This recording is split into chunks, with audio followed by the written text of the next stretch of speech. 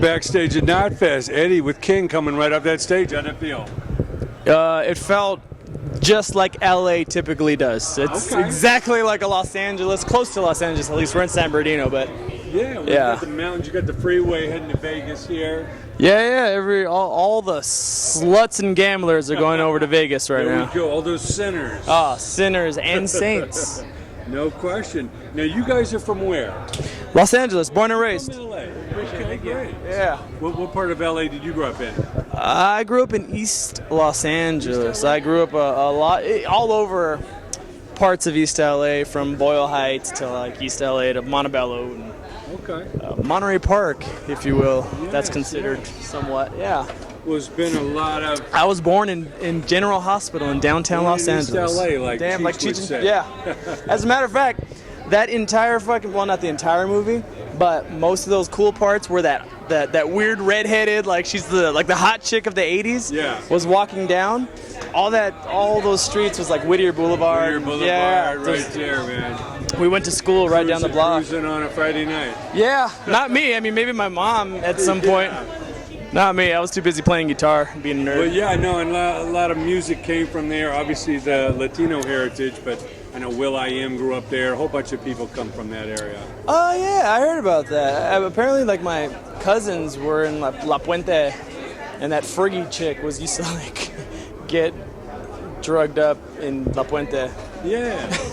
Well, interesting. I heard he puts a lot of his money back quietly. He's not looking for the publicity, but he's bought up a lot of buildings and employs people and a lot of vocational kind of things. I have no clue about that, but that's pretty awesome of him. Yeah, it's a good thing. So, rest of the band, how'd you all come together? My bass player Tony Castaneda and I, we jammed in a band called Ounces South. That was also like a cool kind of crossbreed metal band. And then he ended up getting asked to play bass with a band called Ancla, where he met Pepe, my drummer. And then at some point we were just like, man, we should really start a side project that's not the typical hard, heavy throat thing. Like, let's try to create some sort of subgenre and just do songs that we really like and be influenced by bands that we really love. And, you know, we're really big. I'm a big 70s dude, you know. I love like Cream and Zepp and early Jethro Tull. Oh, sure. Sabbath, of course. Oh, yeah. Deep Purple, fucking all the good stuff. Captain Beyond and all that shit. Oh yeah, Captain Beyond. I was just talking to some guys about that the other day. It's back in the era you could drop the needle and you listen to the whole album. There was never a thought of picking up and listening to one song. It was the understanding of music needed to be good, and it had to be played well, and it had to be recorded well. Unlike today, where people could track and cut and paste and fly over choruses and all that stuff, what everybody likes to. So they just hammer away these crazy solos and these crazy drum bits. But when you hear them live, they're not pulling it off, you know, or they're using tracks when they play, and it's just it's not the magic. It's not the magic that it used to be. You know, you watch old Zeppelin footage, live albums, even Sabbath albums, and you just, man, these dudes are just destroying it. Even like Kiss, you know, everyone's just killing the track and playing live, and it's fucking awesome.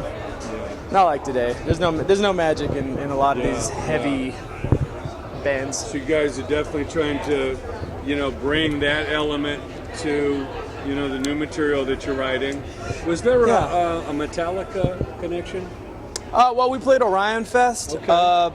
James Hetfield grew up in a fairly similar area. I think he went to like Downey High School. My sister went to Downey. That was like a city over. How did you meet James? You know what? We met him once at Orion, and he was kind of like, he was nice enough to be like, hey, you know, if you guys want to jam the fucking festival, you can do it. And we're like, yeah, fuck yeah, we'll jam the festival, you know? And, yeah. So we were out there in Atlantic City, I think it was, Baderfield. Okay. And we're about to go on. I remember I had crazy throat issues with my vocal cords, and at some point, some dude walks up. He's like, "Hey, James wants to meet you," and I was just like, "Yeah, shut your face! Like, stop fucking with me. I'm going on in 2 minutes. Can you not fuck with me right now?" he's like, no, dude, really? He's right there by the golf cart. Like, he wants to meet you guys. I was like, what? I look over and James is there, and I was like, oh, fuck. And we freak out like a bunch of little girls. And we're like, dude, it's fucking James Hetfield. You know, crying, brushing our hair. And then, you know, he was just a super nice dude. Fucking broed out. And he was just like, hey, what's up, guys? You know, cool. I heard about you. Thanks for coming out and doing the show. Like, and I was like, yo, dude, I live in Montebello. My sisters went to Downey High School. He's like, wow, Montebello, huh? Apparently his dad had some sort of shop, like a truck shop out there or something like that. So, which was really cool, and we kind of broed out for a second. And he, at the end of that conversation, he's like, hey, do you think I could introduce your band? You know, it would be cool. And I was like, no, like, get out of here, James. What the fuck's wrong with you? Who do you think you are? I got to clear with my manager. Man, bro, yeah, we got to call. No, we were just, of course, beside ourselves, and we were just like, yes, please, you know. And he got up on stage and said some really cool stuff, and you know, we start jamming after his cool little fucking speech, and I ended up breaking a string, like a song in, and I'm like, fuck, and it just the pure magic of life, you know. I was like, broken string, and I just, the first person I look up at, make eye contact with James Hetfield, and whether he remembers this or not, he just fucking pointed and was like, ah! Like, he just pointed and laughed, and I was like, of course that would happen. Right, so that's my memorable. No, it's amazing stuff. I mean, these are just people too. I remember when Metallica first started out, they couldn't get arrested.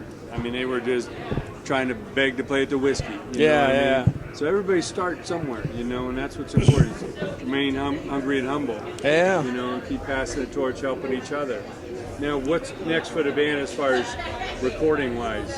Doing our third album right now. Writing, trying to push to get this done. We're hopefully going to be in the studio by November, which is in a few weeks.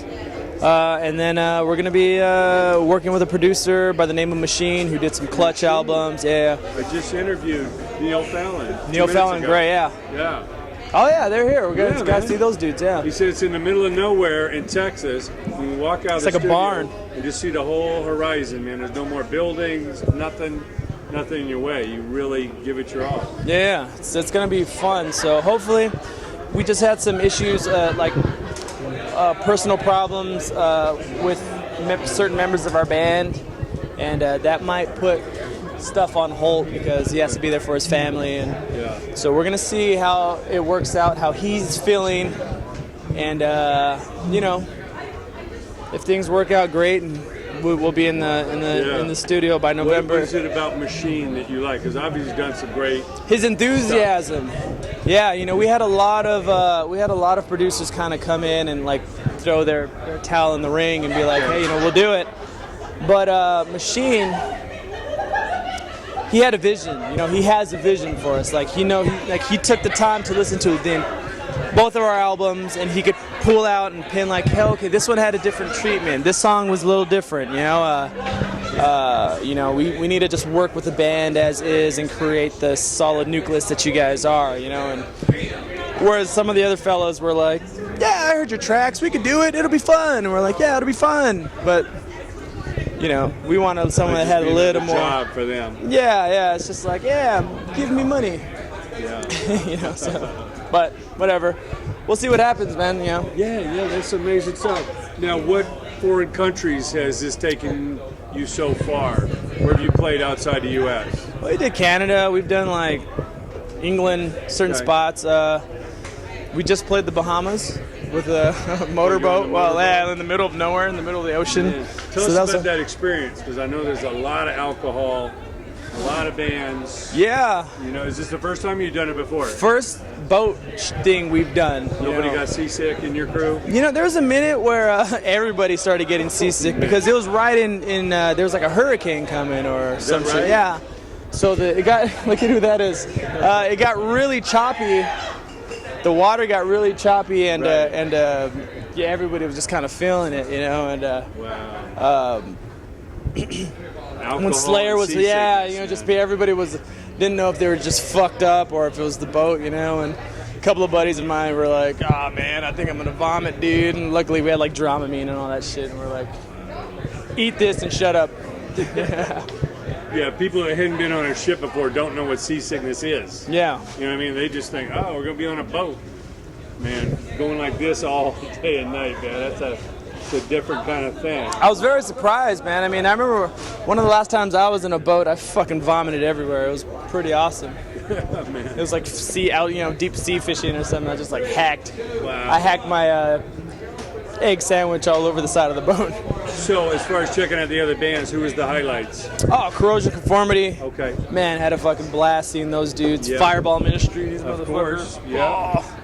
Those are good friends of ours. Neil's got that project, the company man. Oh, yeah, the company band, yeah. So that was fun with James Rotundra. Great fucking band. Love them to death. Corrosion, of course. Slayer, of course. Motorhead, of course. Exodus, of course. Yeah. Suicidal Tendencies, of course. You know, like our buddies from Crowbot also played that night, so that was fun just to be locked away on a boat with those fellas. And it's good. Times. Yeah, we had a lot of fun. So obviously the business is constantly changing, but what advice do you give to the young bands, the young players? Get an education. Go to school, because music's always going to be there. Music's going to be there no matter how you want to slice it. If you have a There's good... no shortcuts. So No. build your knowledge. Build your knowledge, Grow get yourself. Smart, you know. Yeah. You can write better lyrics if you're well-read. Yeah. You know, Take some English yeah, classes. I don't read very well, so my lyrics suck. But yeah, you know, just follow your heart in many ways. But man, just keep that plan in order, because this business is fucked. It's not cool anymore. It's not as cool as it used to be. Yeah. You know, it's not about sex. Takes a lot to survive. Yeah, if you're like sex, drugs, and rock and roll guy, you're gonna be sex, drugs, rock and roll guy on the weekend, because you're not gonna fucking get through the front door, you know, anymore. It's not like that anymore. You know, it's like backstage at one of these shows now is like being at a library. Roman orgy. Yeah, not at all. This is not 1987, which I love seeing the guys who think that it's still 1987. Right.